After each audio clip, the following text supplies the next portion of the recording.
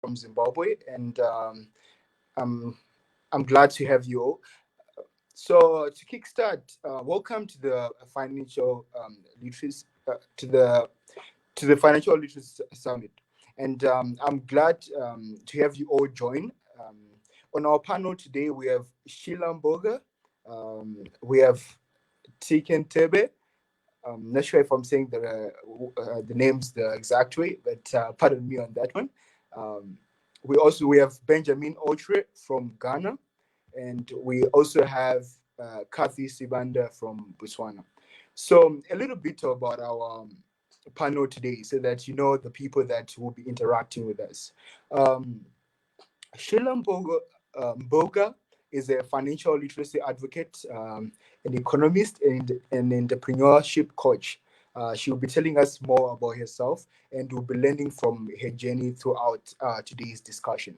And also, we have TK Nthebe, who's a personal finance coach and a content creator.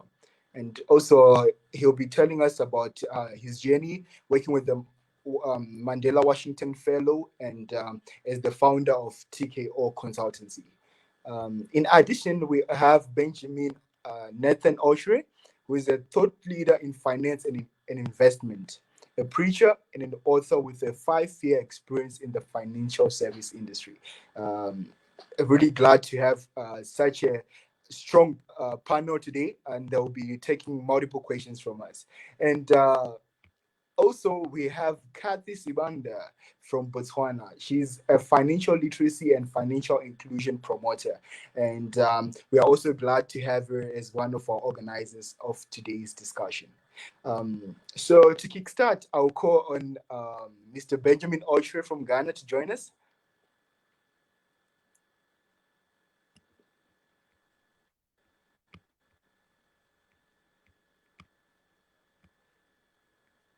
Okay, Mr. Benjamin, welcome to the MONEYSMART Virtual Summit. Um, we are live. We are happy to have you live, and to have you engaging with us in today's discussion. So to kickstart, would really love to learn from your journey. We understand that you have strong experience in the financial sector, and you have been undertaking some investments earlier, and would love to know, why must one invest early? Is there a right time for one to invest? And from your personal experiences, what is your take on this?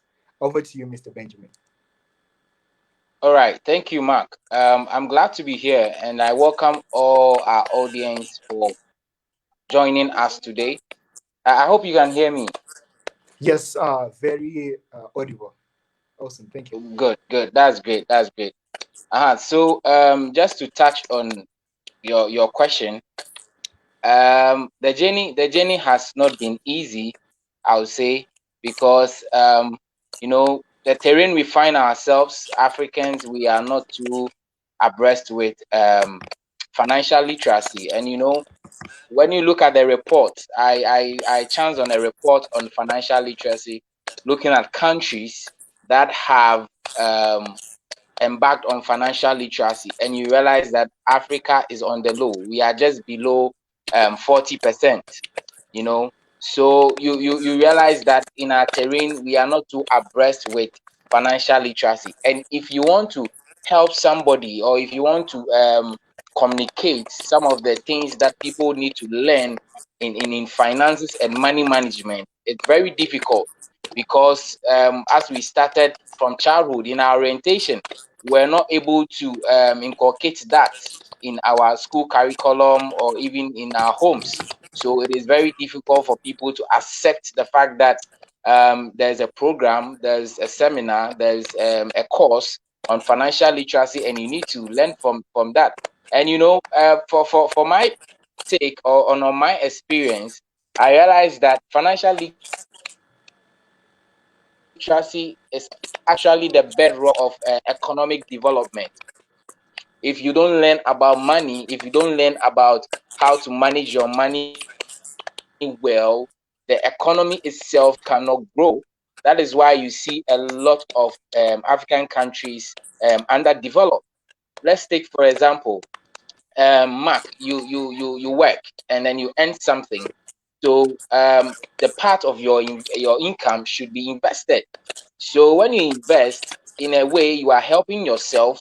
That is number one, and then you are helping a financial institution, and in helping the financial institution is helping the nation. And how is that done? When you invest, you are actually investing to undertake a project of your own, say a business. Now, if you invest to start a business, you are going to employ people, you are going to pay them. You see, you contribute to the GDP of the nation. And secondly, to a financial institution, if you invest in a financial institution, they pay taxes. They also employ other people, and other people are going to pay taxes, and all this revenue goes to the nation for economic development. Now, how does it help the nation to grow?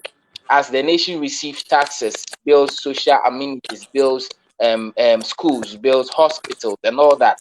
So financial literacy is something that is a bedrock, is a fundamental or the foundation of building a very robust economy. So that is my take on that. Okay, awesome. Just to add on that, so I understand that you're the relationship manager at Data Bank Financial Service in Ghana, and you also have your own startup that's the BNO International and Money Read, which is an SME business and finance consulting firm, right? Um, That's correct. Having worked in both environments, um, what are some of the observations you have seen in terms of the success of those who invest early? And um, what are some of the milestones that have made you decide to encourage other people that now is the right time to start? Now is the right time for one to, to kickstart the financial literacy journey and to kickstart uh, growing, growing personally as in the finance sector, to be well equipped. I don't know if you get my question correctly there. Okay, yeah. So if I understand your question, what it means to me is that, with our terrain, as I always refer to, um the journey has not been easy, as I said earlier on. And I have experience in almost 5 years in the financial service industry. I've experienced people who have shared their grievances, if when they have not been able to make some good financial decisions, and versus people who have also made good financial decisions, and the kind of help and the milestones they've have been able to achieve. Now, I am privileged. I'm privileged to have worked with a pensions institution. That's Ghana's pension institution, SNIT, Social Security and National Insurance Trust. And you get to meet old people who are ready to process their pension. And in conversation, you realize that they didn't actually know about pensions. They didn't actually understand. They didn't know what they were doing. At the end of the day, they told them that, look, you have to go and take your pension as NIT, so go and process. So that hit me, and you get to meet some people. When I started with Data Bank as a customer service person, and then grew up to the relationship management, you realize that people who have been able to learn just a little, just let's say about 10 to 15% of financial literacy, they are able to make certain good financial decisions. Now, I had a client who one day visited, and then in conversation, I realized that in around 2007, he placed some monies. Let me put it in dollars. He placed about $800 in his account, and he traveled outside the country. And then when he came back, that was about 10 to 15 years. When he came back, it was almost $8,000, and that is just a one-time deposit. You get it? It's a one-time deposit. So imagine he was able to do consistent top-ups or consistent deposit. You realize that he would have been able to hit a certain target. And you see, with that one alone, he told me that, look, this decision he never regrets, because this money alone can buy him a land. Awesome. So Thanks for that is thank what you I for can sharing. say. Yeah. Awesome. Um, Anything to add on your presentation? Yes. So I am briefly, in just like 5-8 minutes, I want to share 7 reasons why we should start investing. I believe Sure. we are ready to hear it now. Yes. So number one reason why you should start investing is there is a principle, and there's a principle that is working. And whether you like it or not, that principle, Mark, is working either for you or is working against you. I have named this principle as the M425 principle, which I chanced on in the Bible, Mark 4:25. I'm not going to quote outright, but let me just paraphrase it. So what it means is that, or what it says is that, those who have little, the little that they have will be taken from them, and those who have more will be added. This is a principle that is in operation. That is why you get people to say that the rich will continue to be rich, and then the poor will continue to be poor. So what it means is that you yourself, who is starting in life, you should be able to start investing very early, so that in some time to come, maybe 15, 20 years, you will be somebody who will be wealthy. And as you are wealthy, you'll be able to channel your monies in places that can give you more money. So this principle is working, whether you like it or not, believe it or not. It's going to work against you, or it's going to work for you. So that is the principle. So number 2 is the compounding effect. We can say a strategy or a principle, a rule or whatever. But this is an effect in investment. And with this effect, what we are saying is that, when you invest, let's say your first principal, when you invest it, this principal goes in an investment for a period of time, say a quarter in a year, and after the quarter, you earn some interest. And in earning that interest, you get it. This interest comes in to add to your principal, and then goes into the investment again. And when it goes to the investment again, the interest that you earn now will be higher than the interest you earned previously. So the compounding effect actually gets you to earn even more than what you would have earned. If let's say that you want to hit $1 million, and then you want to save around $180 every month at an assuming rate of, let's say, 15%, you get it. At the end of the day, you would have contributed about 20% of that 1 million you are getting, and then your interest that you have would have been about 80%. So that tells us that compounding effect is very, should I say miraculous or magical? You see, so because of compounding effect and how advantageous it is, you should be able to invest early to take advantage of it. Now, number 3 is you being able to invest.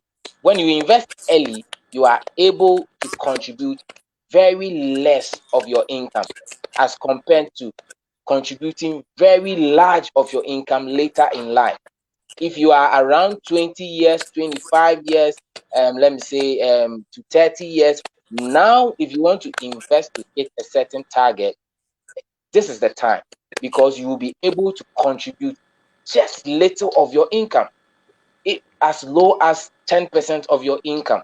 You get it? So I'm pushing an agenda where I advise people, or I push the agenda of earning 1 million Ghana cedis.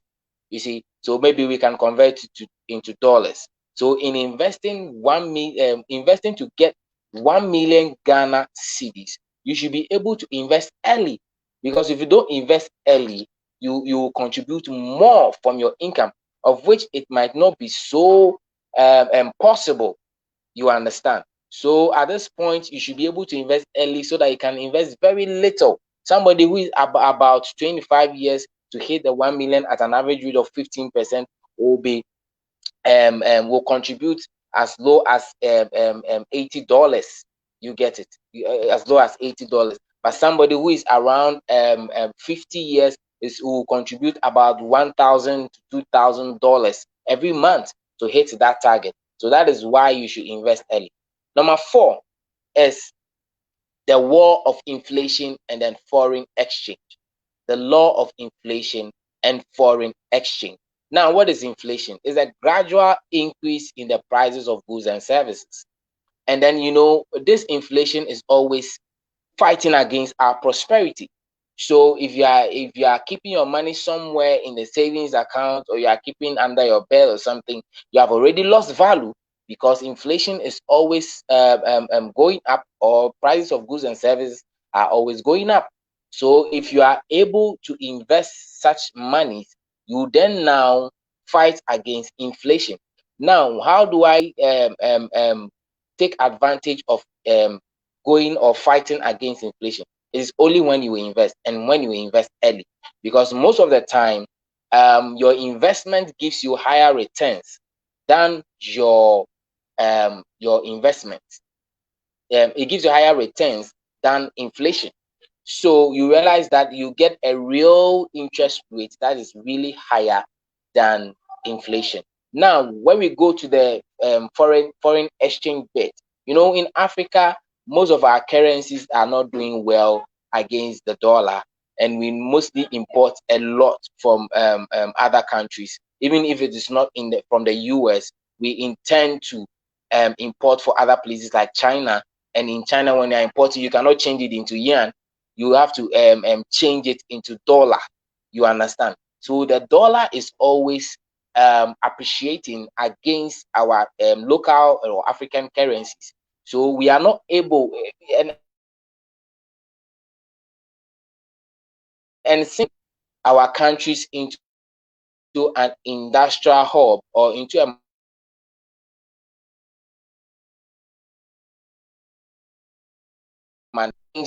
before we get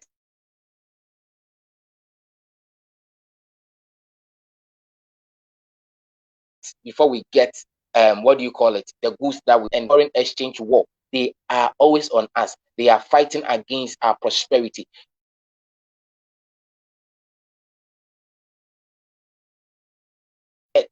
You see, is able to changes in inflation and then foreign exchange. Number 5 is your future emergencies or your future expenses increases as you age. As you age, your body is going to deteriorate, or let me say your health is going to go a little down. You need to be going for more checkups. You need to be eating certain foods that will be good for your health. And all these things money. I mean, you purchase, or you incur all these things by money. So if you don't have money, if you don't have enough money, if you have not invested early to earn to get more money in the future, you are not able, or you will not be able to cater for some of these things. So that is why you should invest early. Your future expenses will increase. Now, number 6, which is last but one, is you will need to fight a bigger emergency as you go along, because as we live, our emergencies always come. So emergencies that are coming all the time are mostly financial related. So how are you going to solve those emergencies? You need to what? Get your loins, start investing early, so that you'll be able to meet emergencies. What are some of the emergencies that we know or that we see around? Your car may break down, your house may burn down, you may have one of your parents or siblings or somebody passing on. You need to do the funeral arrangement, you need to buy casket and all those things. Your child may be sick and all that. You can think of them.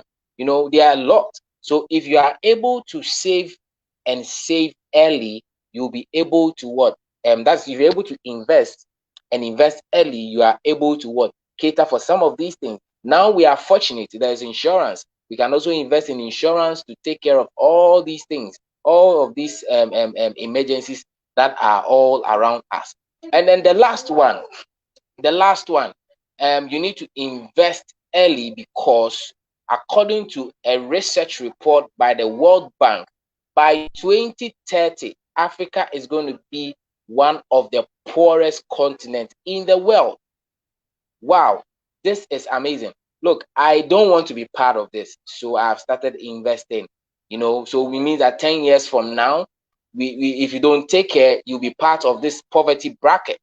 So I always advise people that this report from the Bank of Ghana, that Africa will be the poorest in the world, that is by 2030.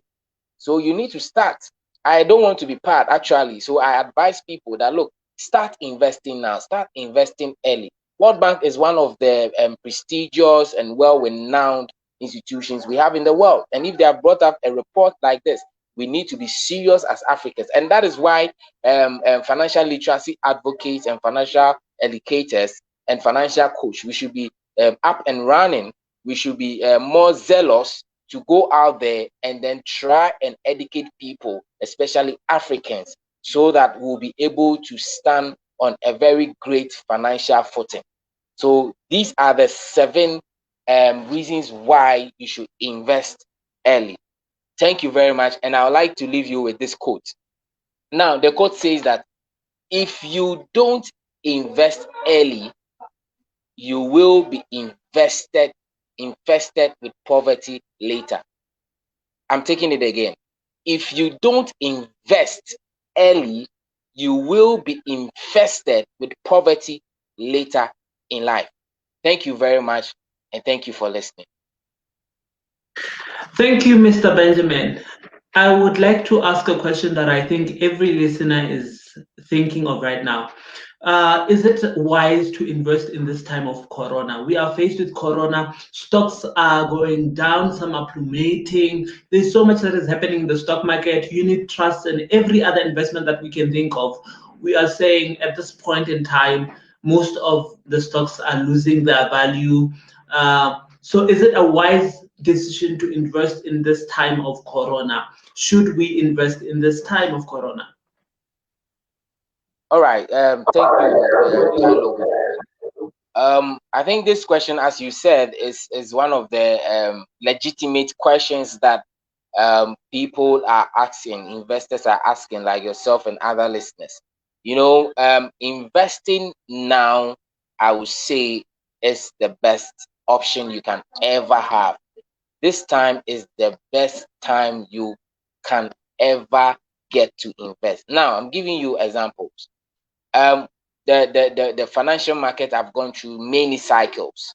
You get it, and the economy also runs on some business cycles. We go up and we come down.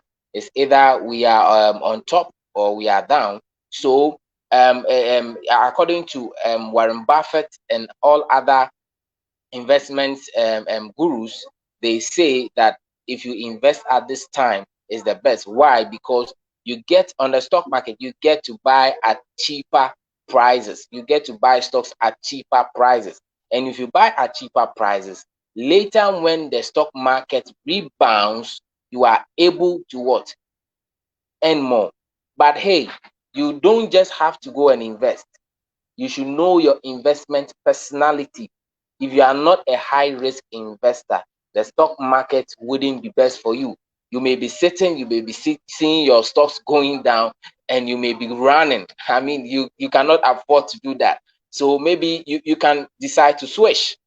And then in switching, I'm going to say that you may invest in the fixed income market, where you have the government security bills, you have other money market instruments, where in this COVID time, these instruments are performing very well. If you look across the sub-Saharan countries, you realize that all their fixed income instruments, especially the treasury bill, they are performing quite well.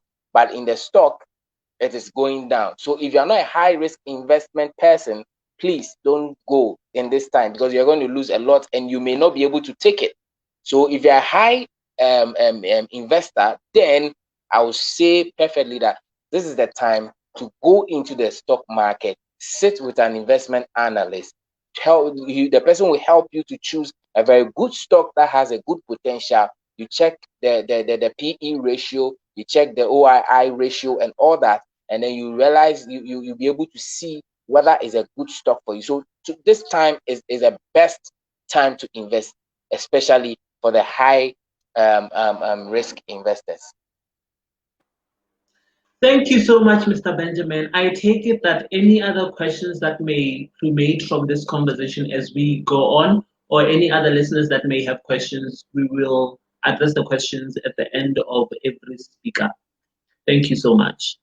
Thank you so much. That was Mr. Benjamin, who was talking about why it is good to invest early and why is it good to invest now. So basically, we are Financial Literacy Trust Botswana. We are an organization that was started here in Botswana in 2016. Our mandate is to educate not only Botswana but the world at large. That is why we came up with this seminar about financial literacy, issues that may be important for financial literacy, issues that may have to do with managing personal finances. That is, example, your budgeting, your investing, how to handle that. So next up, I'll be calling on Ms. Sheila, who will be talking about long-term financial planning strategies. When do we start planning for the future?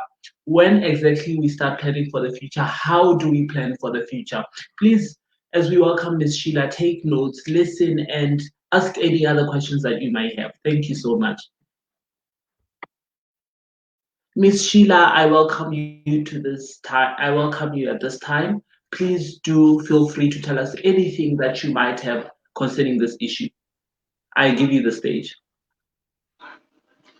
Thank you so much, Mr. Taolo, for the warm welcome. I really appreciate, and I'm super grateful and excited for this MONEYSMART Virtual Summit. My name is Sheila Mboga, and I'm the founder of Financial Wellness Center, an organization that is focused on educating people and businesses on personal finance management and business management to help them achieve their financial goals and their business goals. So as Mr. Taolo said, I will be sharing with us on long-term financial planning strategies and why, or when do you need to start in planning for your future. So to start off, the future sometimes can be scary, and we can be scared, and when you think about the future you are kind of scared, but when you have a plan, you get the assurance that your future is going to be bright. Remember, there's this saying that says failure to plan is planning to fail. So when you don't plan for your future, that is when the worry comes in, because you are not sure of what will happen to you. So I'll go right away on why do you need to have a long-term financial plan. The first reason is when you invest with a long-term perspective, it becomes highly effective and you are likely to build wealth. Remember that wealth is built over time. I usually say building wealth is a crock pot and not a microwave. So when you invest with a long-term perspective, you take advantage of time. We say that you are investing on time, and when you invest with a long-term perspective, the effectiveness comes in because you have time to let your investment grow, to let your instruments grow with time.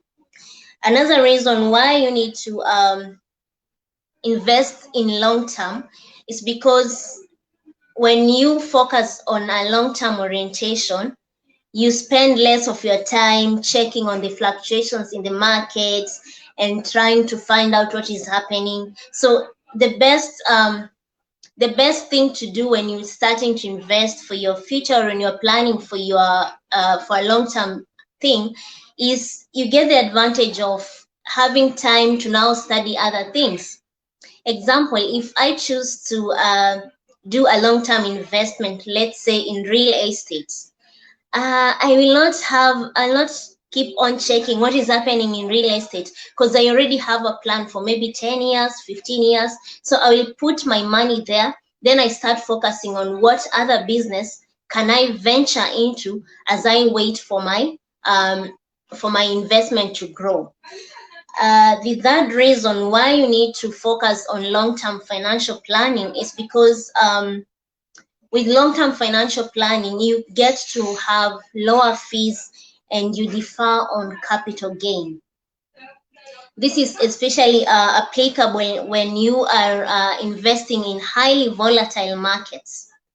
When it comes to volatile markets, example like the stock market, every time you trade, there is a brokerage fee that you're charged. And every time you are doing a transaction, there is a capital gain tax that is charged on you. So to avoid such kind of fees, when you do it with a long-term orientation, you get to avoid this kind of fees while at the same time gaining more from the company and the market. So you will not be, you've invested today, tomorrow you want to sell, the other day you want to buy, you know, while doing all that, even if it's, let's say real estate or even other things like, I wanted to say government bonds, but that is something else. But if you keep on transacting your investments every now and then chances are high you won't get to enjoy the value of the instrument you are you have decided to invest on. So it's very important when it comes to planning, you need to focus on long-term financial plans. With those three reasons, you are guaranteed that you're going to enjoy your financial journey, and it will become more successful because you don't have to keep on worrying and, you know, buying and selling every now and then. So, and this leads me to my next segment, whereby I will share with us what are the tools that are applicable, are more better when it comes to long-term financial planning. So as I said, long-term financial planning depends with the kind of investor you are, as my colleague just said. If you are a value investor or somebody who is patient enough, then in long-term financial planning, you need to focus on things like real estate, because for sure, if you buy land now, you don't expect the price of the land to go up tomorrow. But after some time, maybe 3 to 5 years or even 10 years, the price of the same land could have gone higher. So that is one instrument you can focus on when it comes to long-term financial planning. When it comes to long-term financial planning, the other one is stock markets. Personally, I love stock markets. I just love it. Even we are hosting a webinar tomorrow whereby we shall teach people on how to invest in the stock market and how to, you know, when to buy and sell. And this is an investment instrument that you need to invest in with a long-term perspective. I usually say most likely 5 to 10 years. This is because with a long-term perspective, when it comes to the stock market, you get to avoid, number one is the brokerage fees and the capital gain taxes. And another thing is that, you know, the stock market being a highly volatile market, if you invest in short term, you may not get to enjoy the benefits from the stocks you bought. But if you buy and let them stay over time, then the stock is able to grow and it's able to give you value at a later date. The other instrument that you may need to consider when it comes to long-term financial planning are government bonds. Usually, most government bonds, they are more than 1 year. Now, the advantage with this is that you are, it is less risky. So if you are risk-averse investor or person, then going for the government bonds is more better for you, because your money is kind of going to stay stable unless there are other market dynamics that rarely happens. So with these three investment instruments, you are guaranteed to have a solid long-term financial plan. Example, if you invest right now in real estate, and then you choose to sell it after 20 years. If you choose a location that is very, very strategic, in 20 years' time, the same real estate will be able to give you at least 5 times what you have, what you will have bought the same place. So with a long-term perspective, when it comes to financial planning, you get more benefits than when you do short-term investments. With that said, I will go to the last part. The last part of long-term financial planning, which is the strategies or the long-term financial planning strategies you need to be checking on.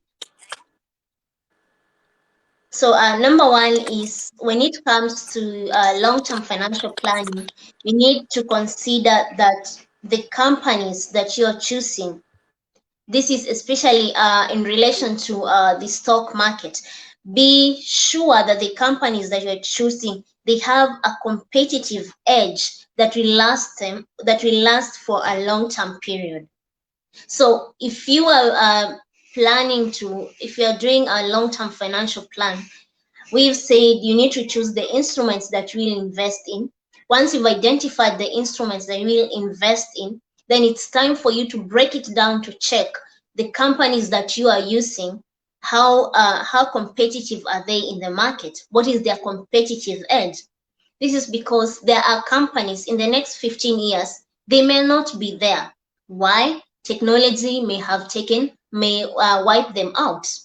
So be very careful and study the companies you are investing in or you're choosing to invest in. Remember, it's not just about stock market. Even in real estate, you can choose to use a company to invest with them, because real estate is a big umbrella. The same applies with government bonds. You need to check the kind of governments you're going to invest with. What is their competitive edge? This will help you so that you don't invest in something right now, then in 10 years' time, it's no longer there. The second strategy is that you need to, and this one, it will be more on stock market. You need to invest in companies that are trading in fair or better prices. So the best thing about investing is that once you identify the companies that are trading at a fair or better price, it is only then that you'll be able to make profit or gain from it after a certain period of time.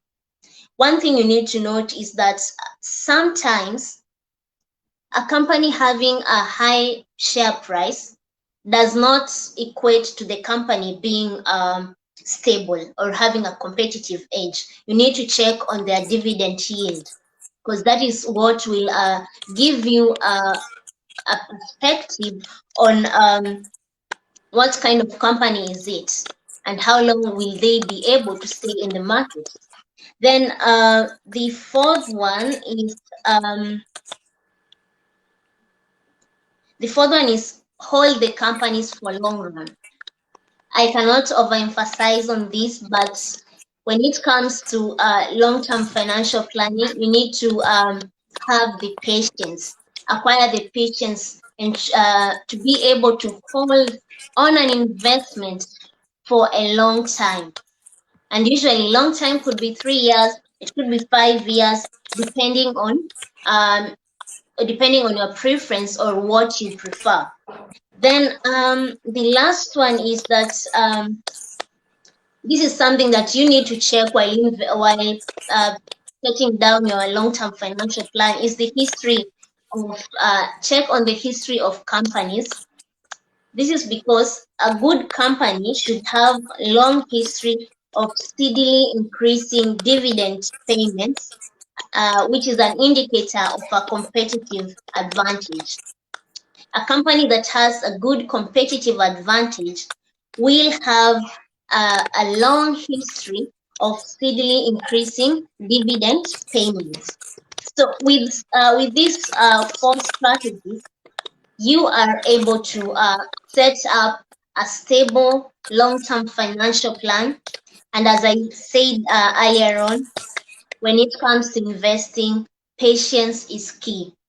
You need to have patience for you to get to enjoy the fruits of your investment. So with that said, I would just like to wind up with one sentence, that is, you need to build on your portfolio. When it comes to long-term financial planning, it's important for you to be consistent in building on your portfolio.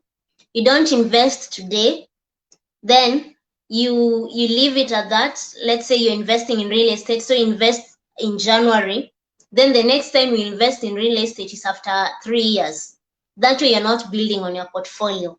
You need to be consistent. If you are investing in real estate, do it every 6 months, every 1 year. You are investing in real estate tools. If it's the stock market, don't buy your stocks today, then the next time you're going to buy your stocks is like after 6 months. That way you'll not be able to build on your portfolio and gain more. You need to keep on building on your portfolio, especially if you are able to do it monthly, then it will be more enjoyable after a long period of time. So if you're, let's say, buying stocks with a long-term perspective, what you do, you buy every month. You could be buying like 20 stocks every month, but after 10 years, these stocks, when accumulated together, they'll be able to give you a good return, either if you sell them or even enjoying the dividend yield every half yearly or yearly. So building on your portfolio is important. We always say when it comes to long-term financial planning, consistency is what will bring you fruits, and you'll get to build on your wealth portfolio. Thank you so much, Mr. Macdonald. I hand back the mic to you. Thank you very much, Sheila. Very grateful for such insights. Very insightful discussion on how one can have long-term financial planning strategies. I think everybody who has joined us has really gained deep insights on that, and we are super grateful.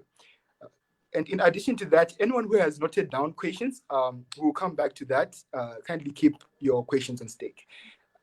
Thank you. So next up, I'm going to call upon Tkay Nthebe.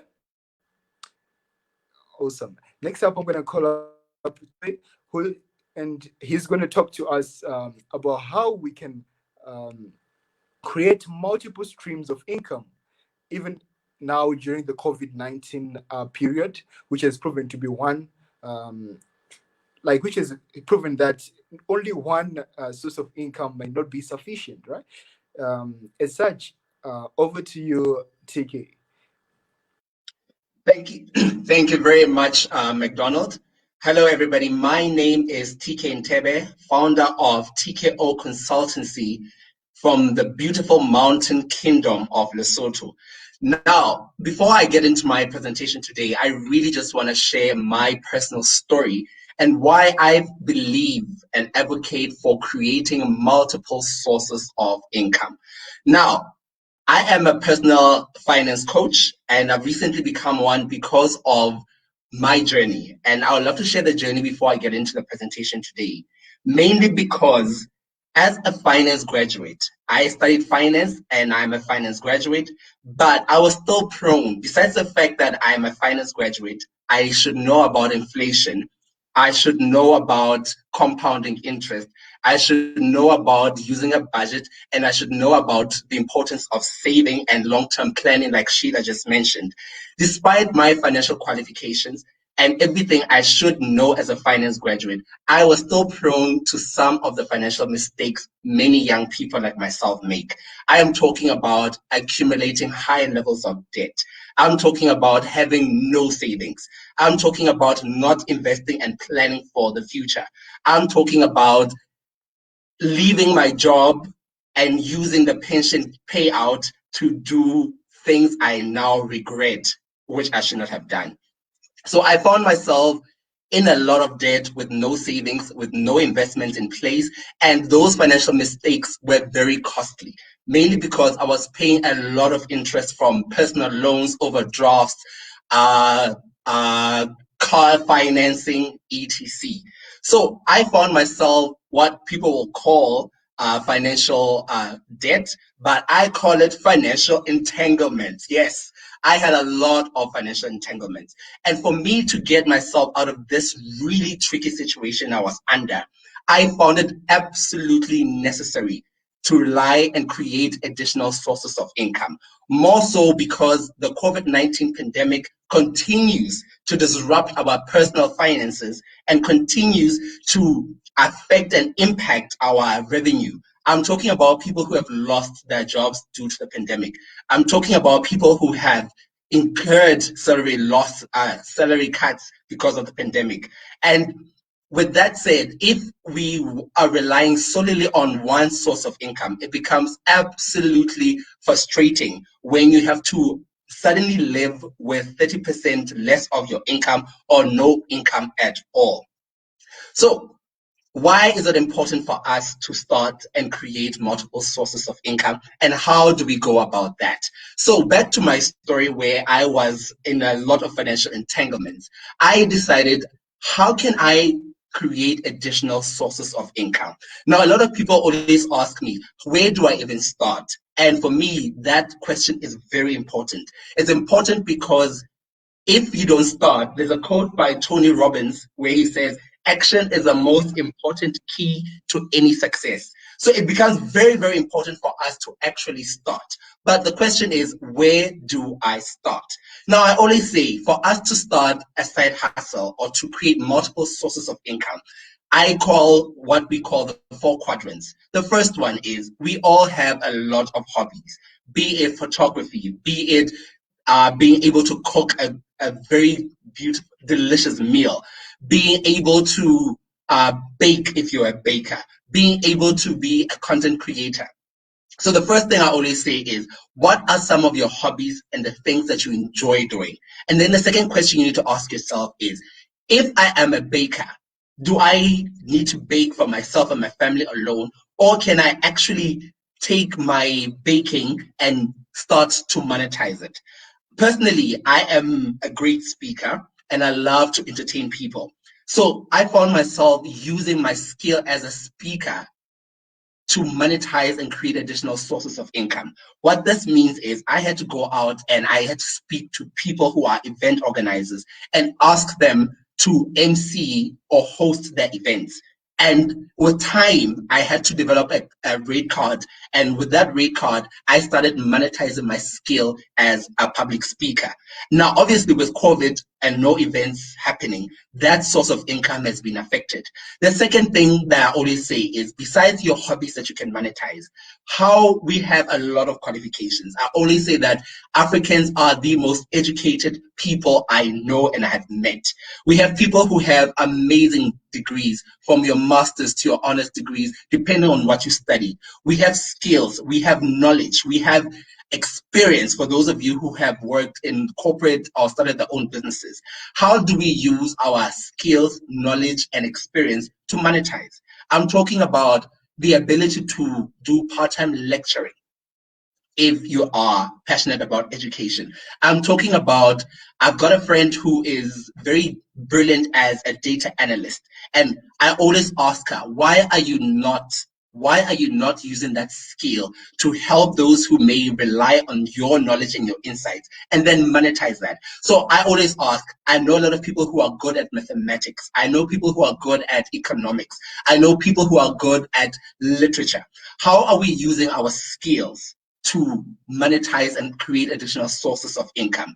There's another friend of mine who is brilliant at editing articles, and she could literally get paid to edit articles for the different publications, be it print or web publications. So our second thing is, if you don't have hobbies that you can monetize, I am most certain that you have skills that you can monetize. So it becomes very important for us to go back to our skills and say, how do we create additional sources of income using our skills and our experience and our knowledge.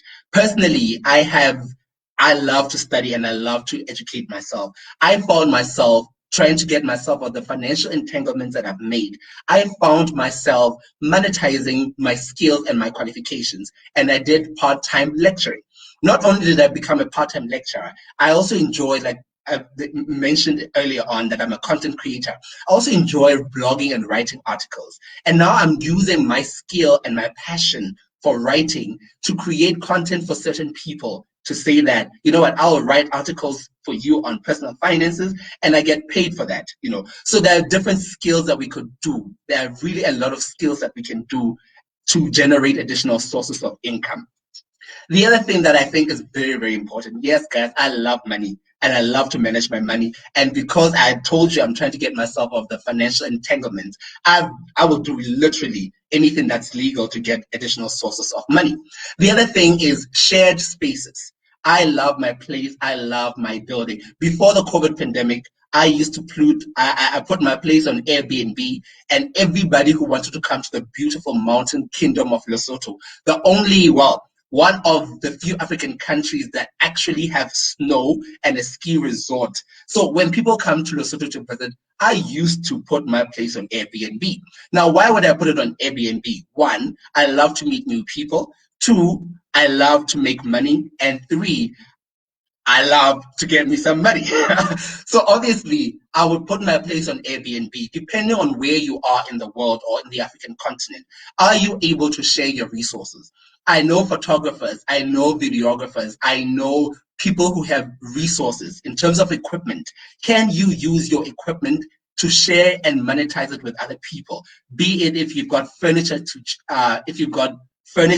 like tables and chairs that you can give out when events become possible again. If you have resources that you can use to monetize, why are you sitting on those equipment and not using it to generate income? Guys, I found myself promoting. I love to drink champagne. So I love to drink champagne. I found myself being literally the middleman between the distributor of the champagne and the end consumer. And what I would do is I get the champagne from the distributor and I get it to the next person and I get paid commission on that. So you start to find things that you enjoy doing, but not just enjoy, monetize. And then the fourth thing is we live in the digital era, guys. We live in the digital era. The fact that we are having this webinar, I'm in Lesotho, Kathy is in Botswana, Sheila is in Dubai, and Benjamin is in Ghana, and so the world has become very open. How are we using the digital era for us to create content? And I'm not just talking about that. A lot of people are sitting at home, homeschooling their kids, and not everybody understands trigonometry. Not everybody understands algebra. You are sitting there and you can create an online tutoring session and monetize it. Personally, I love to create content. I got my first brand deal using social media. Social media being Facebook and Instagram, where I create content, videos, educational videos, and I get paid for that. I know people who are monetizing their YouTube channels, and people always think for you to be a brand influencer or to use social media to make money, you have to have a lot of followers rather. So I'm saying, how can you use your social media to generate money? There's actually people who are getting paid to do an Instagram story. There are people who are getting paid to do a Facebook post. There are people who are getting paid to do literally anything. So I'm just saying, how can we use the digital era for us to create additional sources of income? I love YouTube. I love Facebook. I love Instagram. Not because I get to socialize. Yes, that's very important for me to socialize, but I also use it for me to make additional sources of income. So not only that, there are people who can create, you can be a ghost blogger for a particular online platform. I've got a friend who is, his job is to basically manage people's Facebook pages or companies' Facebook pages or social media pages, and he's getting paid for that. I get people who get to edit videos. I get people who get to edit articles online, like I mentioned, to generate additional sources of income. So COVID-19 has really disrupted our income, has disrupted our lives, and we are now living in the new era. How are you positioning yourself to create that additional sources of income? So what I basically spoke about is where you can start. The second thing that I think is absolutely critical is before you start a business, just like Business Management 101, you need to make sure that you have a market. And how do you build a market? There needs to be a problem. So when you are starting a business or starting a side hustle for you to get additional sources of income, there needs to be a problem that needs to be solved. So if you want to be an online tutor, there's probably parents who are struggling to educate their kids with homeschooling. So that's a problem that you are addressing. Secondly, you need to find a way for you to add value. How do you add value to that particular person? And how you design your product, your solution, or your service needs to have the customer in mind. So we tend to, as young people, we tend to design solutions from our perspective without necessarily putting the customer in mind. So I urge you, create a market, understand the market, create your niche market, and then add value. Obviously, I'm a finance guy and I'm a personal finance guy. Once you have the business up and running, or the side hustle, or whatever source of income you want to create, how do you then, and you have that market, obviously when the money starts coming in, you need to separate your personal finances from the business or the side hustle finances. What this means is you need to have a separate account for your additional source of income if it's a business, And why is this important? Is one, you need to keep track record of how the money is coming in, where it's coming from, and how you are managing that money. The other thing that's also very important is you need to actually analyze and check if the business is profitable or not, and if it's growing or not. And then the other thing that's very important that we tend to overlook is the importance of the tax implications of running this business. So the other thing that's also very important is if you're creating additional sources of income, there's what we call active and passive from an investment point of view. Benjamin and Sheila spoke about long-term planning and the importance of starting to invest early. The other thing that you can consider as an additional source of income, depending on how big your portfolio is getting dividends or getting interest from your different investments that you've been building over time. So that's another additional source of income that we need to create. So once you've created the market, once you have an open account, it then becomes important for you to manage this. So now, why is it important for us to create additional sources of income? As I'm getting closer to the end of my presentation, is one, you can use that additional source of income to build your savings. If there's ever a time for us to have enough and to build our savings, it is absolutely now. Secondly, Benjamin spoke about starting to investing early. What this means is your additional sources of income can help you use that money and then invest and grow your portfolio, like Sheila also mentioned. Thirdly, like those of you who are in financial entanglements like myself, or trying to get out of financial entanglements, it becomes very important for you to use that additional source of income to accelerate your repayment of your debt. Because one, I see a lot of, in the Lesotho context and the South African context, the central bank and the Reserve Bank have literally cut down the interest rate. That means that you can use the additional source of income to increase your repayments just so that you get yourself out of debt quicker. And then thirdly, fourthly in this case, is when you have additional sources of income, it gives you peace of mind. It gives you peace of mind. So with that said, I encourage every single person to consider creating additional sources of income. How you can start is your hobbies. What are you good at and what do you enjoy doing? Can you monetize whatever hobby that is? And then secondly, your skills and your resources. What skills, knowledge can you use? Can you be a part-time lecturer? Can you create articles for certain people? Thirdly, Macdonald, we live in the digital era. How are we using the platforms, the technology, social media for us to create additional sources of income?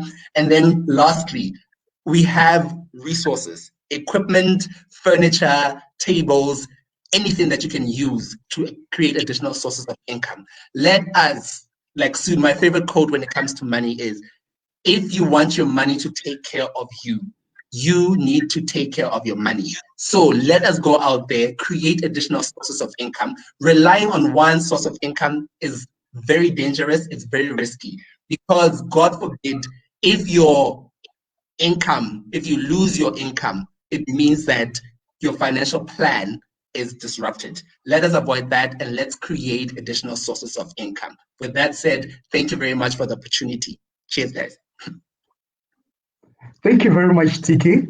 And I should admit that personally, I've been super inspired by your story and how you managed to exit from what you'd call entanglements, financial entanglements. Quite interesting. And I think everybody listening now is also inspired on how they can make financial streams from their passions, from what they like doing. Like that was quite an interesting one for me. And in addition, another take that I really enjoyed was how we can use the resources that we have already and the skills that we have already to make streams of cash, streams of money. And thanks a lot for that. I'll get back to you again with more questions later on. Thanks once again. Now, moving on, without wasting much time, we're gonna move on to Kathy Sibanda. Kathy is going to talk to us about how one can achieve total financial freedom now and beyond the pandemic. This is quite an interesting topic, given that the pandemic has placed us in a space where we are facing a number of financial constraints, and we've been limited in how we can operate financially. So over to you, Kathy. Thank you, Macdonald. And thank you to everyone who is part of this. My name is Tkay Nthebe, and I'm the founder of Financial Literacy Trust. I'm going to be talking about something that is very interesting, which is how do you achieve financial freedom?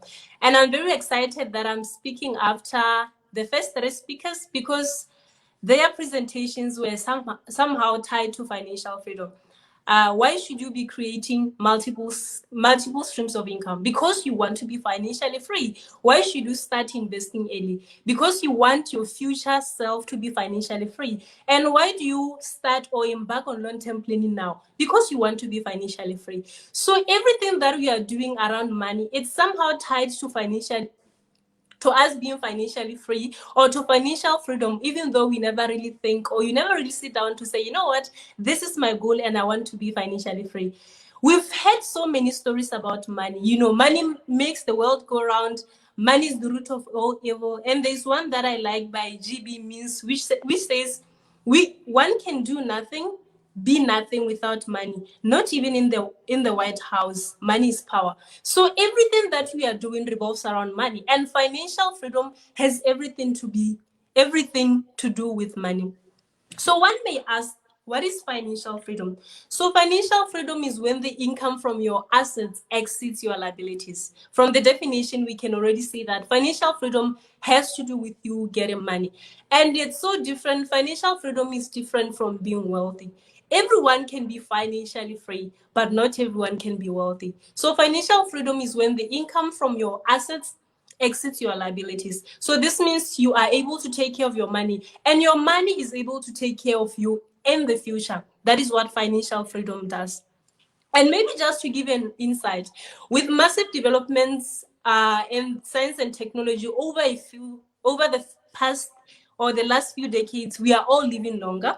And if we are living longer, it means we are going to be alive for a very long time. So the increase in longevity is making the traditional concept of a retirement obsolete. You know, if you retire at 65 and you are still healthy, are you just going to stay at home for 30 to 40 years? And if you are going to retire at 65, then it means you need income that is going to sustain you for 30 to 40 years before maybe you die.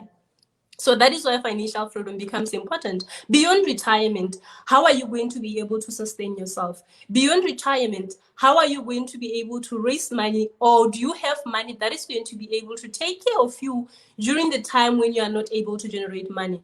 So financial freedom demands that we be intentional. Financial freedom demands that, we start taking care of our money now. We start making decisions now that our future self is going is going to thank us for. You start making decisions now that are going to reward your financial self in the future. It's like, it's like someone say, I want to be a medical doctor, but I'm not prepared to go through medical school. It's something that can never happen. We all know the benefits of financial freedom. We know financial freedom is good. We know financial freedom gives us that peace of mind. Once you are financially free, everything falls in place. But no one is prepared to take the steps to say, if I want to be financially free, what is it that I should do? If I want to be financially free, what are the rules? What are the steps? What are the processes? What are the procedures? What is it that I should do? Like I said, it's like someone say, you know what, I want to be a doctor, but you're not prepared to go to medical school for 10 years. It's something that will never happen. So for you to achieve financial freedom, I'm going to share on 4 golden principles that we can never achieve financial freedom without these 4 principles. It's them or nothing. So if you are on your way to achieving financial freedom, or if it has been your priority to say, you know what, after COVID-19, we know that COVID-19 has, the new normal came with a lot of changes. Our finances, our savings were depleted. People were laid off work. Some people are not even working as we speak. So given your current circumstances, we have already been taught about creating multiple streams of income. But for you to be financially free, what are the steps? What is it that you can do to be financially free? And let me also highlight that there are various degrees of financial independence, but most probably the most crucial is being debt-free. So for you to be able to be financially free, we first have to start with eliminating or reducing your debt. And we know that most people struggle to get past this because their debt burden increases as their income increases. So if someone is at an income level of 1,000 US, which in Botswana will be 10,000 pula, their circumstances and everything, their debt levels and everything revolves around 10,000 pula. The moment you introduce another 10,000 pula, they increase their debt. So you see that for most people, the debt burden increases as the income increases, the debt burden keeps on going higher and higher and higher and higher. That is why there's a big difference between being financially free and being filthy rich or being wealthy. So, and most people in the world are struggling with this. Millions of people in the world. We all know that, it's good to be financially free, but we are not able to reach there because first of all, we want to follow the trends. We want to follow the standards. We want to follow what is happening around us. We want to be financially free, but we want to buy stuff. We don't want to be passed with anything that is happening around us. If this is now trendy, I want to be part of that.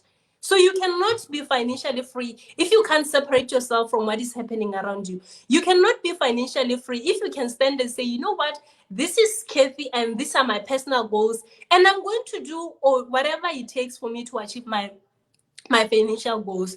So financial freedom needs someone who is independent, needs someone who is goal-oriented. You're going to sit and say, this is what I want to do. They've already talked about, I'm not happy with where I am, or I'm not really comfortable with having one stream of income. So I'm going to do what it takes to make sure that I can develop and have multiple streams of income. That is a goal of someone who wants to be financially free. I want my future self, or when I retire, I want to be able to take care of myself. That is the goal of someone who wants to be financially free. And how do you implement that? You implement that by now starting on long-term financial planning, or even starting to invest now, as Benjamin was saying. So all this will help you to achieve your total financial freedom. So now let me get to the goals. What are the goals or the 4 principles that I talked about? What is it that you should do to be financially free? So number 1, you should be free of bad debt. When we are introduced to accounting at school, we know that bad debt is tied to debt that is normally written off by companies because customers are not able to pay. So here, when we are talking about bad debts, we are talking about debt that comes as a result. We are talking about having depreciating assets. Those are assets that you are going to have bad debt as a result of those. So having depreciating assets, or assets that you're going to have and you're going to consume them over a long period of time, and they're not really increasing in value.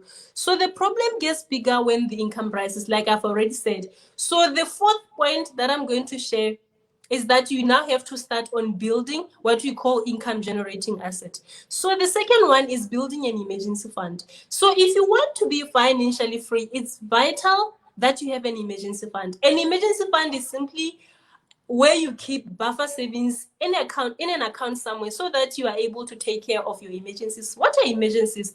Emergencies are financial circumstances that will arise and you not have planned for it. You don't plan to be involved in a car accident. You don't plan for maybe for your car to break down. You don't plan maybe for thieves to break into your car, into your house or your car. Anything that will cause you now to have to spend money that you do not even budget for, that then it becomes an emergency. So how do you plan for emergencies? You set up an emergency fund, you keep money in an emergency fund, and that money is going to take care of your emergencies. Why is this an important part of being financially free? Because if you are financially free, or you are planning on being financially free and you don't have an emergency fund, each and every time an emergency rises, it means you have to pause on your plans, or your budget is now, you now have to spend money that you did not plan on spending for that particular thing. So having an emergency fund is vital because it's going to be able to take care of your emergencies. And once you have an emergency fund as well, the other important aspect that people always miss is define your emergencies. What is an emergency to you? Because this should be an emergency and this should not be an emergency. So once you know what is an emergency, you are only going to use that money for emergencies only, not for anything else. And then the third aspect is always spend less than you earn. Always spend less than you earn. And the rule of thumb on this one is that you should always spend 15% of your annual savings. You should always spend 15% of your annual income on savings. So that can be 15%, even if it's every month, it ends up being 15% at the end of the year. So make sure that you make it a habit. Always spend less than you earn. Don't always get your money and use all the money that you have. Spend less than you earn. Make sure that whenever you receive your money, there's something that you are reserving as money that you are going to use in the future. And you only have the patience toward this goal if you give yourself a goal to work towards. If you tell yourself, this is what I want to do, if it's a goal that you are working on, it's going to be easier then for you to work on it. And then still on this goal, if it's your goal now to start saving your money and to be financially free, you need to set goals that are smart. Smart goals they're specific, they're measurable, they are timely. When you set smart goals, you are able to say, this is what I want to do, and I'm going to be able to do this. And you also set resources that are going to be able to enable you, to do that. And when you set your smart goals, you are not just going to spend unnecessarily. You are going to be guided by your goals. And in everything that you do, you are going to be following your smart goals. So smart goals are important for someone who wants to be financially free. Goals are what is going to direct you. They're going to give your life direction. I always say, someone who lives without goals is, tomorrow if someone comes and say, I want us to do this, I'm just going to go and do that because, there's nothing that is directing me. So have goals and have direction in life. That is something that is important. And it will not only will it benefit your financial life, it will benefit other aspects of your life. Is it your health? Maybe your goals are, maybe you want to be healthy, you want to start eating clean, you want to lose weight. Anything that you decide, as long as there are goals, you are able to do it, because goals are dreams with a deadline. Once I set a specific goal, there's a deadline to it. And the reason why there's a deadline to a goal is, at the end of that period, I'm able to sit down and say, I said that I should have achieved this by this date. Once you reach that date, you can sit and say, was I able to achieve my goal? And if not, what can I do to improve? What can I still do to achieve it? Or what do I need to improve so that I'm able to achieve my goal? So setting goals is important. And the fourth one is build your income generating assets. We live in a time where we are really following standards and trends. You do things because that is what is happening around you. You choose hobbies because that is what everyone is doing. And someone who is smart and want to be financially free is going to come up with goals that are going to help them to build income generating assets. I'll give an example of an income generating asset as someone can decide to purchase a plot, start building multi-residential properties, because they're going to be able to get something from that. So the two options can be, I can decide I want to build, a massive house and stay in, enjoy my life. Or two, if I have the same resources, I can decide either I buy this property or I'm not going to buy that property to stay in. I'll continue staying in where I've been staying, and I'll buy the plot and then I'll build multi-res, and then I know that I'm going to be able to get money from that. And then the other thing, when you decide now if you are getting into property, is you look at the location.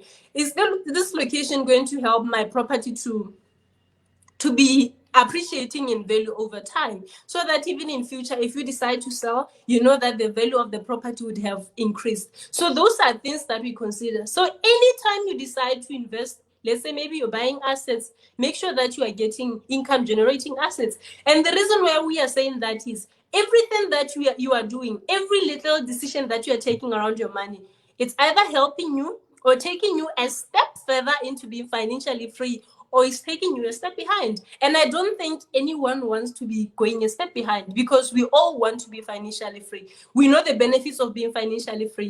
We all want to sleep like babies, where you are not thinking of how do I pay that debt, or how do I take care of 1, 2, 3. So, and I've already shared the fourth points. Number one, you have to be free of bad debt. Number two, which is very key and important, is build an emergency fund. And then number three, always spend less than you earn. And this I've said, you can only be able to achieve this if you have financial goals. You can only be able to achieve this if you are independent. You are not really following what is happening around you. And then the other thing is, the fourth one is building your income generating assets.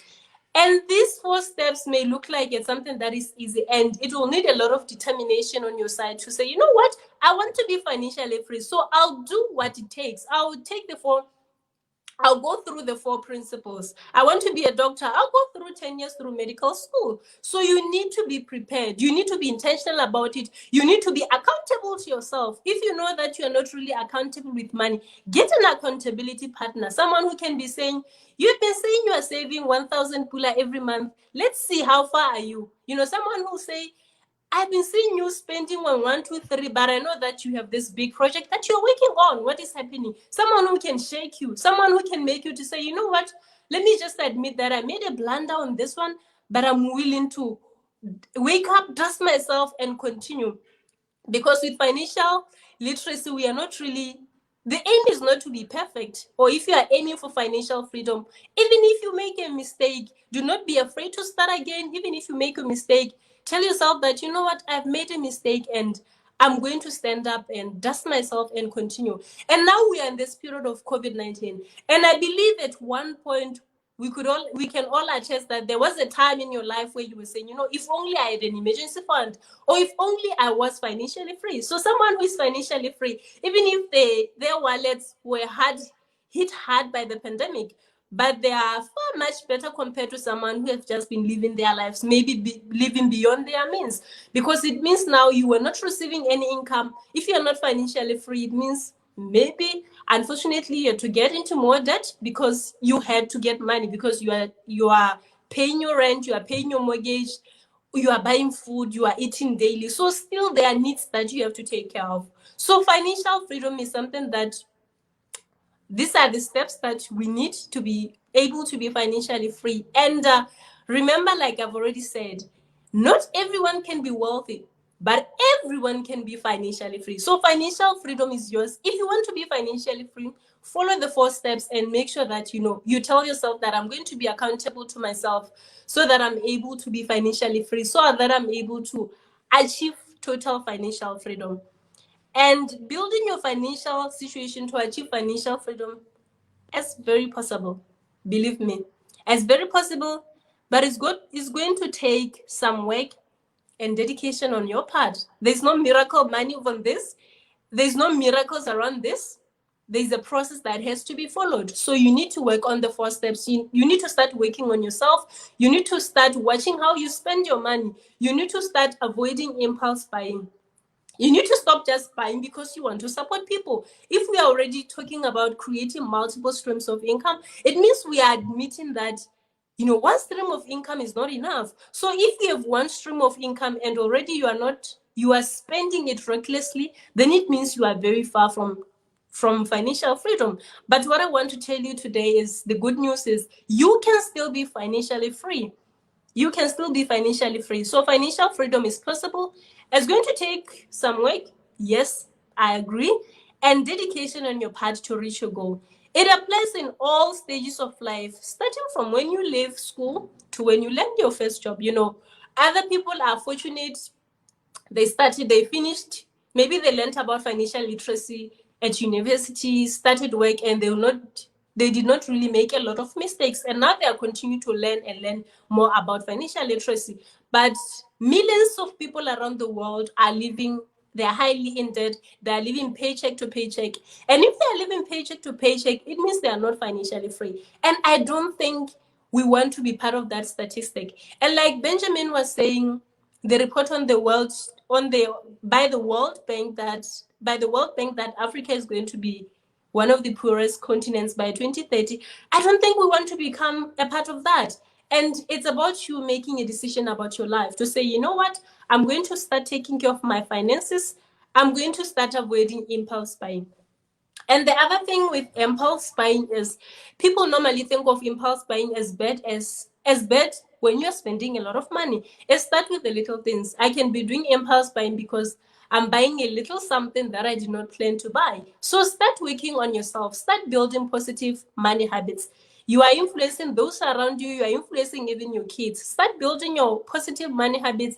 Start building positive behaviors that will help you to be financially free. Financial freedom is a journey. Financial freedom is not something that you can achieve overnight. You have to pluck out, a lot of bad things. You'd have to prune a lot of branches. There are a lot of things that you have to let go. You would have to let go of some people if you are to be financially free. Because there are some people who cannot really say no, who are always going to be spending because that is what they have to do. So if you are to be financially free, you are going to have to let go of some people, unfortunately, have to let go of some hobbies. Maybe you have an expensive hobby like maybe playing golf. Look for something that is cheaper. So make sure that you sit down, have a meeting with yourself. Look at your finances. What is it that you can achieve? And where are you going? If you are now going to start creating multiples of income, plan also for those multiple streams of income. Don't just start having multiple streams of income and now thinking, oh yeah, it's now Christmas, I have a lot of money. So start planning for that. And then long-term financial planning. This is something that a lot of people ignore. That is why we see the trend in Africa is we see that our parents, they retire from work, and then when they retire, the moment they retire, that's the time they start building with the retirement money. They start building that mansion that will never really get finished because the money will get depleted even before they complete it. Or not even that, we are the ones who are now going to be putting them under pressure to buy expensive cars or finance our lifestyles as young people. So we see all these problems happen because people have failed to be financially free. That is why also the other trend that is there because of lack of financial freedom is our parents, they retire and then they end up going back to work as temporary workers because you are now stuck at home and you need money because you are alive. You are alive, you need to eat, you need to pay rent, you need to pay your utilities. Everything that you need to do now needs money and you don't have that money. So we need to start long-term financial planning. Start it as early as possible. And then we need to invest in as early. Compound interest, I'll not really emphasize on that. All these things are important. Do them as early as you can. And, build yourself, build your wealth. Do it when you still have time. And you'll now be on your highway to be financially free. So let's take care of our money. Let's make sure that, let's take care of our money and apply all the principles. Financial freedom is not going to come easy. That one I can assure you. But as long as you're patient, as long as you apply all the principles, you can be financially free. So in closing, I would like to say everyone can be financially free. Financial freedom is for everyone, including me and you. You just need to take the necessary steps, take the necessary precautions, and start doing things the way you are supposed to do them. Thank you. Awesome, Kathy, you really spoke to me on that. Having been I've been really one of the victims of the of the pandemic. I would say I had to buy an emergency ticket. I had to, fly back home to Zimbabwe. I had to, and the finance situation in Zambia, I had to figure out other ways of survival and so forth. So thank you very much for that. And I really get a lot of insights on what do I have to cut and how I can now also exercise financial freedom, since it's for everyone, as you say. Everyone. Thank you once again. I'm glad to hear so. So, ladies and gentlemen, after having such a very strong panel, Kathy, Sheila, Benjamin, and TK. Awesome. We are really glad to have learned from all of you. The insights that you have given to each one of us, and I'm very certain that there are a lot of questions out there that people would love to ask. I'll read some of them from either the comment section, but for now, I'll leave it over to the host in case there's anybody with a question. Tola?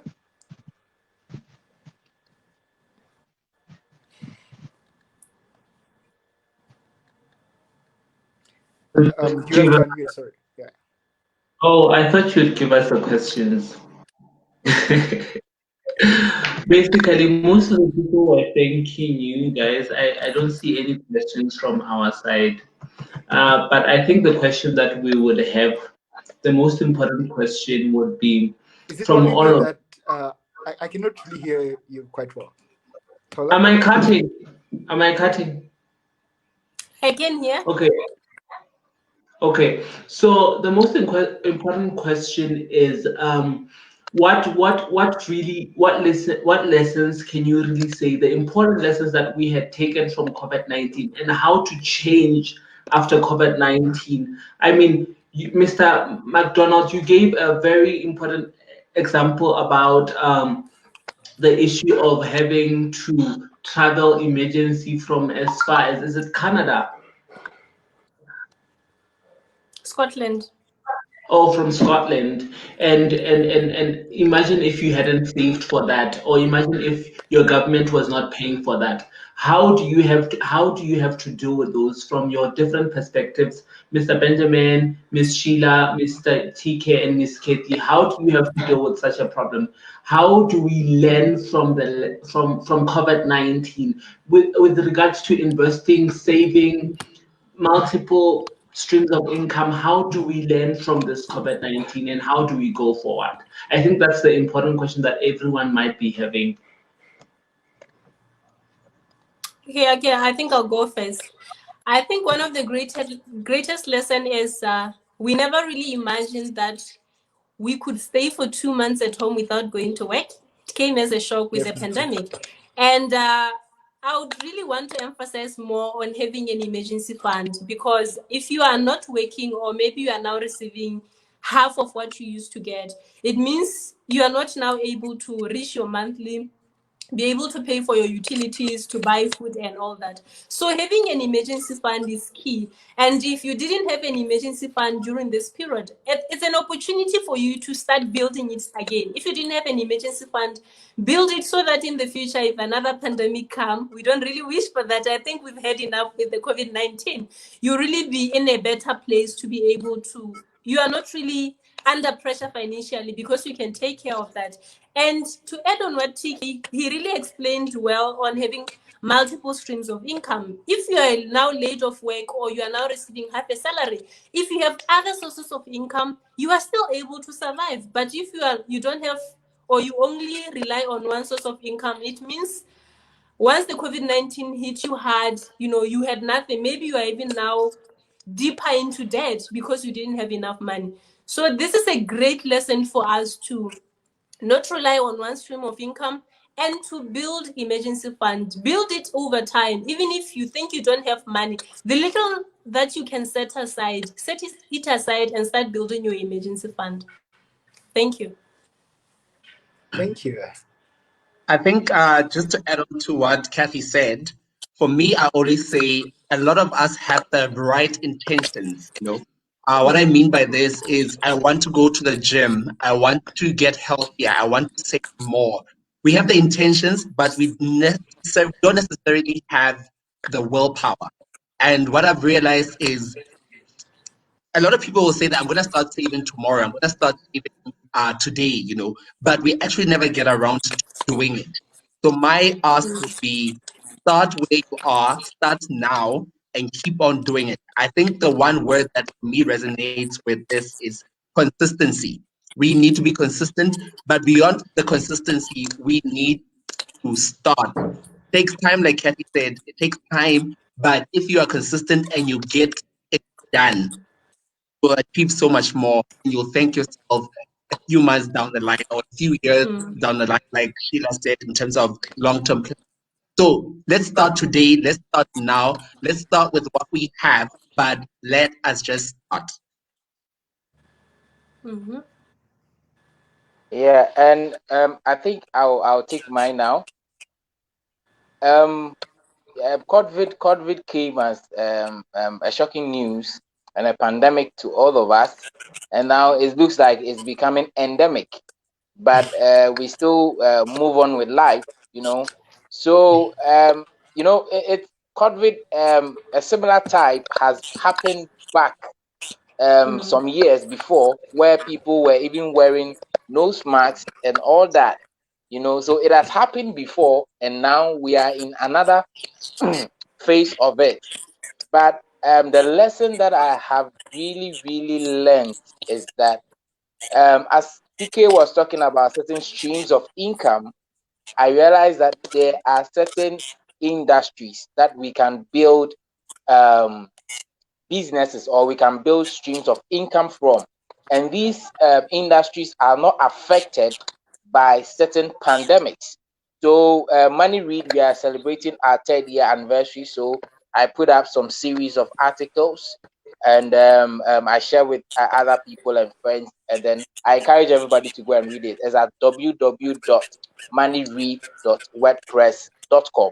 And I was sharing about investing or doing business in the pharmaceuticals and medical service industry, looking at technological businesses and all that. So these are some of the things that TK talking about. Other streams of income can really help us, even in pandemic. It really thrives. I mean, food, water, and all those areas are areas that you can actually start investing in, putting some money in there, build something there, so that in case of any kind of pandemic, you will still be on your feet. So I think that is what I've learned in this COVID season.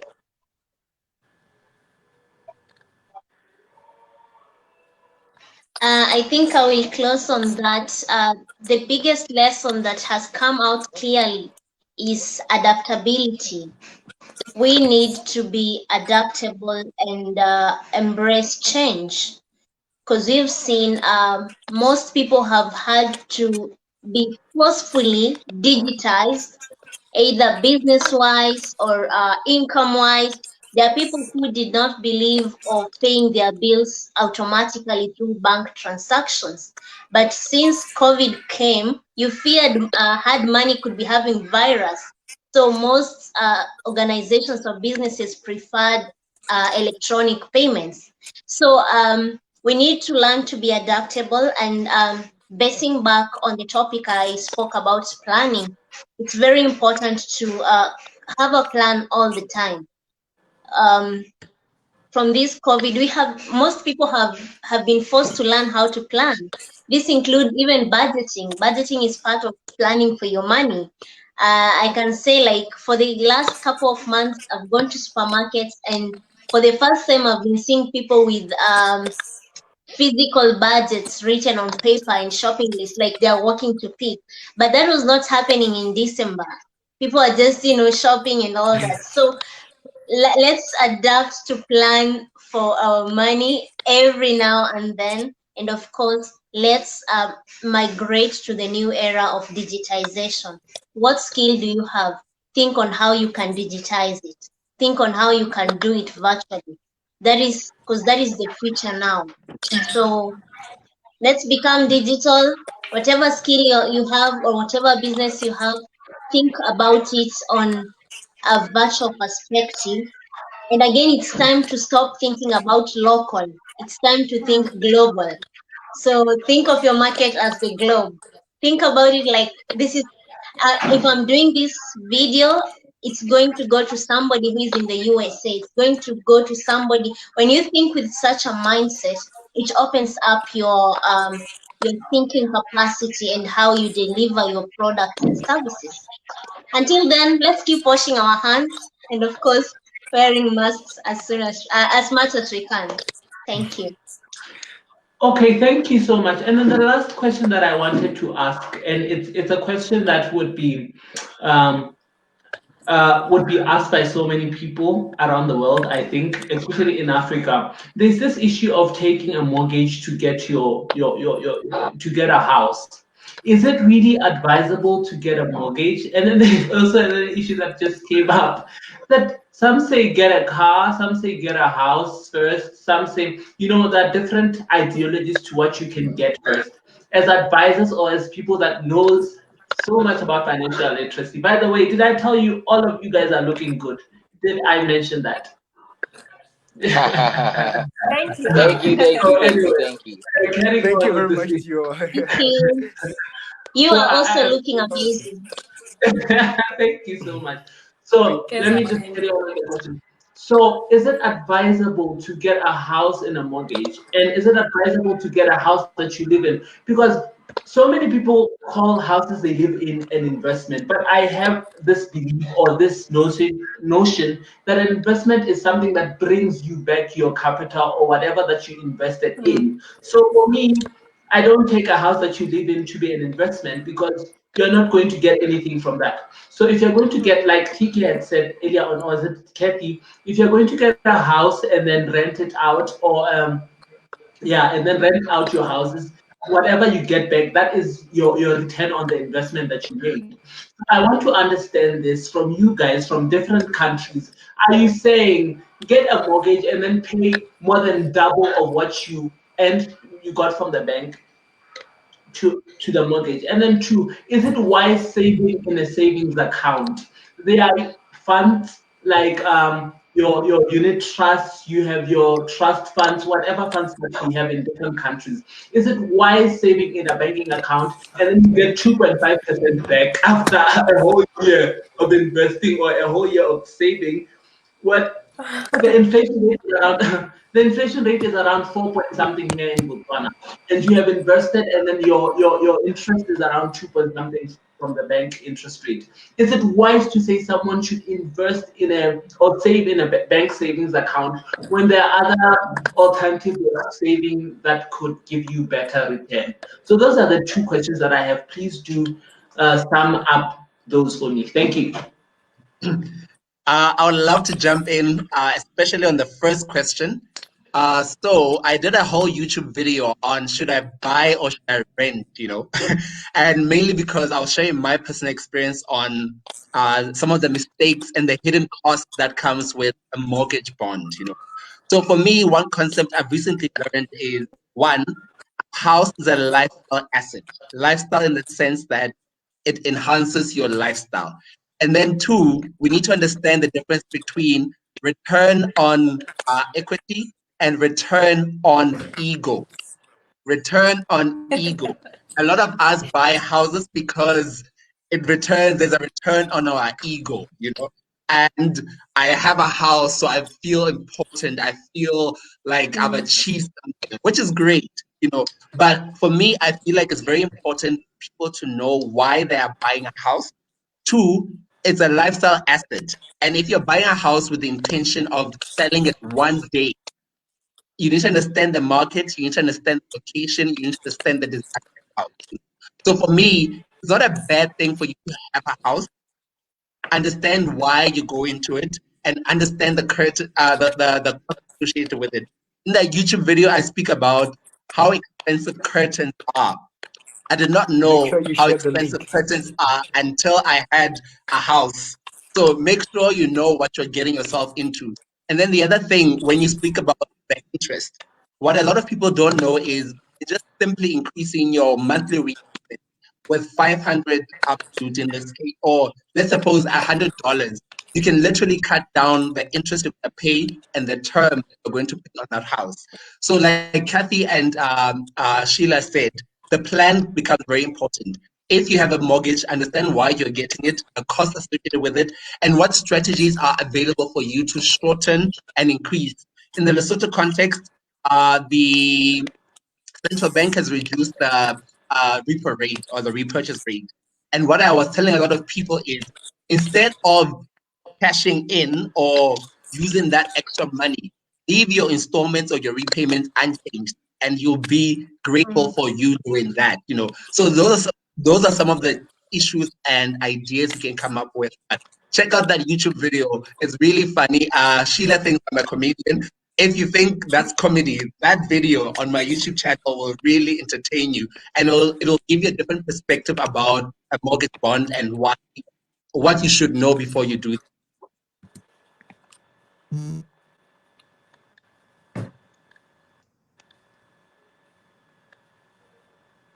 Okay, can I take it? Sure. Okay, so I think that this question, I mean, it depends. It depends on the environment you are. I mean, Tkay has shared his context, but here in Ghana, well, from my point of view, saving in a bank will not be wise. Yes, why? Because, as I said, inflation is an enemy and it's fighting against our money. It's fighting against our prosperity. So if I save at the bank, where in Ghana, averagely you are getting around 5 to 6%, and inflation is at around 10% as I'm talking, then it's not wise. Be in a negative. You don't know who, but you have to rather invest than to save, because when you save currently, let's say at least the government of Ghana treasury bills is hovering around 13%, which is higher than the inflation rate. So you get to have a real interest rate of about 3%. I mean, so it means that you have a more higher purchasing power when it comes to buying goods and services and doing other things. Now on the mortgage side, in Ghana here, well, job security is not that how do I put it? For lack of words, it's not that much. It's not much here. So if you are working, you don't know when you are going to lose your job, or you don't know when a pandemic is going to come out there and then you are out of work. So job security, if you are not working in the government institution, or you are not working in the multinational or some good Ghanaian companies, you be always out of job every now and then. So taking a mortgage, I think that it will be very wise for you to rather look at building yourself, because per my survey and other investigations, I realized that from where a lot of people are in the job market, getting a mortgage will be let me say a doom to you, because by the time you realize, I mean, you're going to pay a mortgage to about 20 to 25 years, 30 years of your life. And if you're going to do that, then it means that you should be able to have a secure job that is going to give you enough. And I'm talking about enough. The CD to a dollar is like 6 times. So if I'm looking at somebody who is in the US, who is taking a mortgage and paying about, say, $1,000 I mean, by GDP PPP in Ghana, I should be paying like 1,000 Ghana cedis, but it is not like that. Per exchange rate, I'm supposed to pay like 6,000, which is like 6 times of the $1,000. You know, so if I don't have enough income, salary, or any stream of income that is coming in higher than the 6,000 I'm supposed to pay, then it wouldn't be a wise decision. So in our terrain here in Ghana, a mortgage, it will depend. I mean, you should look at certain factors before you go in there. But for me, I would rather resort to getting the land and then building myself. It's quite cheaper per my investigations and survey. Thank you.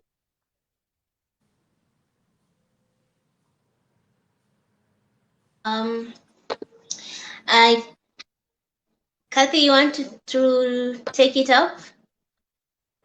I think they've already raised the important points, more especially regarding mortgages. Maybe I can just emphasize on savings, that even here in Botswana, putting your money in a bank account will not really give you much in terms of the interest rates. So it's better if maybe you go and buy maybe a unit trust, for example. So what people should do is consider or look at the interest rates. So the banks, oh, I know you're from a bank. So the banks will always give you the lowest. They offer the lowest interest rates. So instead of putting your money in a bank account, then go and buy something which will give you a better return compared to when the money is in a bank account. So banks are not really ideal for keeping or for saving your money. Yeah, I actually agree with all of you on the concepts you provided. Regarding mortgage, I would view it biblically because I'm a believer, and there's a scripture that says a borrower becomes a slave to the lender. So when you take a mortgage for 35 to repay it for 30 years, that means you are attached to an institution. You become their slave for 30 years. And you see, banks or financial institutions, they are in business. They need to make profit. And how will they make profit? By luring you with products that they know they look nice, but they are not nice. So taking a mortgage, you really need to analyze how many sources of stable income do you have that will allow you to repay the mortgage as soon as possible. Because you cannot rely on one stream of income to say that it will pay off your mortgage and still pay your current bills. And again, how stable will your income stream be for the next 10 to 15 years for you to be able to repay? However, if you have a lot of income that you feel that you don't have the time to start building a house from scratch, then you can take the mortgage, but ensure you repay it off quickly, more in a lesser time than the stipulated period, so that you can avoid the interest that come with it. Now, on a good side is that once your mortgage is paid off, then you can rent out the house, and do something like what TK said he did, Airbnb, before Corona came. So, but the goal is, if you can avoid mortgage, try your best to avoid it, because that is a debt, and you'll become a slave to the person who is lending you. And regarding savings in a saving account, what I always say, once you have a goal, you need to save with a goal. And usually saving with a goal means I'm saving towards investing into something. So, because I understand there are people who they cannot stay with money in the same circumference. They will eat it. So them and money, they cannot be within 1 meter. They cannot be within near each other. So if you are one of them, then in this case, you need to open an account that gives you an access easily, so that you save the money there.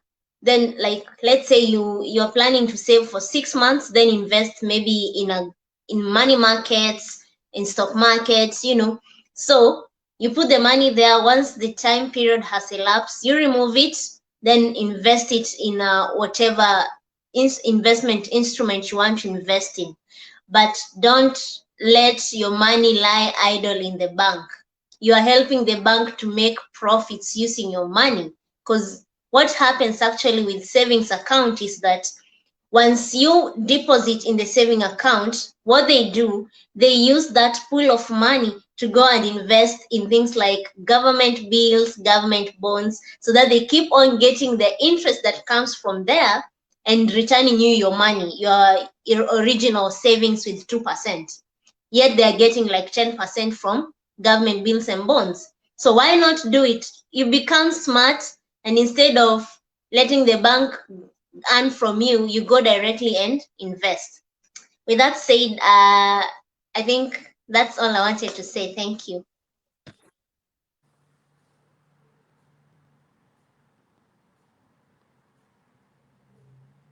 Macdonald? Okay, thank you so much. I think you have answered all the questions that I had, that most of the listeners might have. Mr. Macdonald, you may take over, sir. Taulo, you can add Kuto for closing remarks. Okay, let me do add Kutlo so that she does.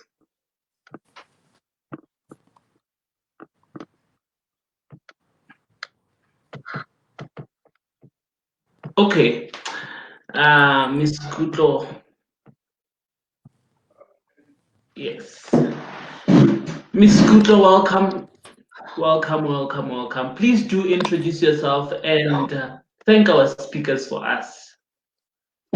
Thank you, everyone. Thank you, Taulo, for a very kind host. My name is Kuto Mudia. I am part of the board of directors of the Financial Literacy Trust, also head of public relations. So I've been given the task of giving the welcome remarks, and I would just like to, first of all, thank Kathy for hosting this MONEYSMART virtual summit of ours. This has been a very enlightening and informative webinar. Let me just go through this. Yes, sir. So you are welcoming us at the end of our seminar. No, we should close it. I am closing. You said open. Pardon me, the closing remarks. Yeah. I think we all learned a lot here today. I had a lot of different codes and things that stuck with me. Ben, you gave us 7 reasons why we should invest, and I think all of us have taken them to heart, and we hear you. Thank you very much for that. And you also said something at the beginning of your speech or talk. You said financial literacy is the bedrock of economic development. That is a lovely quote. Thank you for that. It actually got me thinking. That means financial literacy is the responsibility of every individual in the long run, whether it is growing yourself, your family, or your country, actually, because we want our countries to grow and develop and be in economic good standings. I think that also goes back to what you were saying and what Kathy also spoke about, that Africa will be, by 2030, I believe you said, one of the poorest continents, which is quite it sits with you. That statistic, it sits with you and makes you think. So thank you for that, and thank you for making us aware. The lovely Miss Sheila from Financial Wellness Center. Thank you so much for being here with us. I have learned a lot from you. And you are one of our biggest followers on Instagram. Thank you for that. We see you.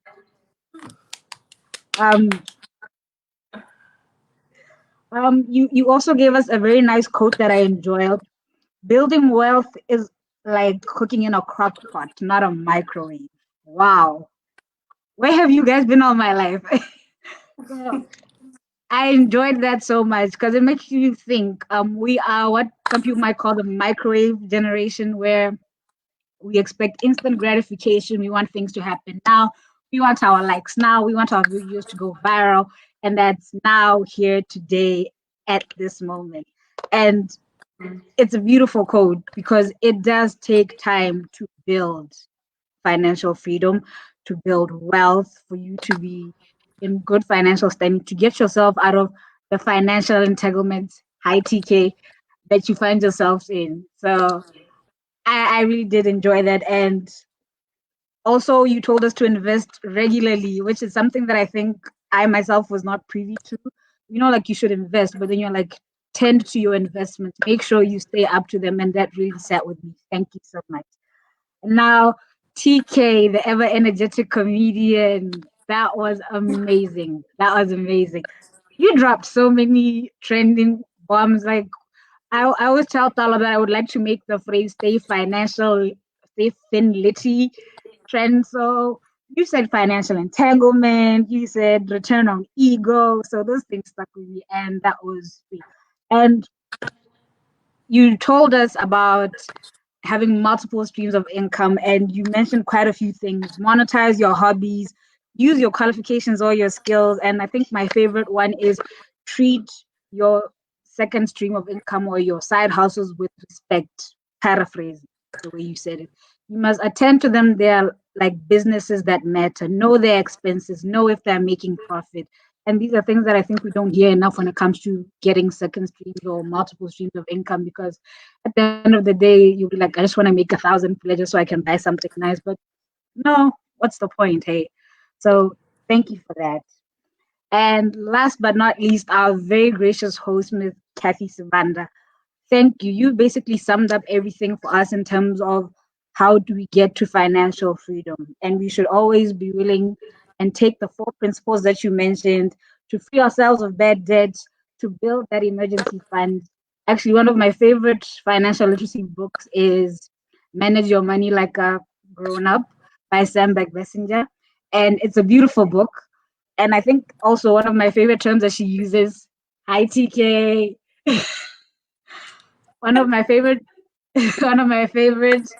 phrases that she uses is having a table flip fund. So like when you are sick and tired of work, or you're sick and tired of being sick and tired, you can flip your table and have the financial freedom to actually make certain decisions about yourself like that. So thank you for that, Kathy. And last but not least, oh, actually second last, thank you, Talo, for being an amazing host for us, and Macdonald, our moderator, who seems to have skipped out. Thank you. You are amazing. You did a really good job. You asked the right questions and prodded and folks really needed to know.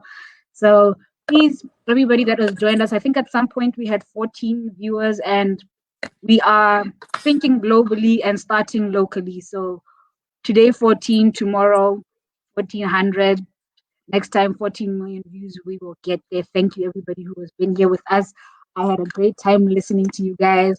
So stay safe, wear your mask, and drink water. Thank you, Peter. Thank you so much, Kuto. Our listeners at home and everyone else who had joined us today, thank you so much for being part of this. We are very grateful for your support. I hope you took a lot, you learned a lot, you heard a lot from this conversation. Thank you to our speakers. Thank you, Kuto, for the closing and opening remarks. Thank you so much. We'll leave it right there. That would be the end of our conversation. However, let me inform you, this will have individual conversations with each and every one of our speakers, and I'd like them to touch on a very important issue that has to do with that Africans deal with. What is that issue, Mr. TK? Please do answer. We did talk about it at the beginning of the conversation. I will not call it black tax. I'll talk about siblings, family, and money. So yes, Mr. TK, please touch on that one on our individual interviews. Thank you so much. Wash your hands, wear your mask. Thank you. That should be the end of this. Thank you. Bye.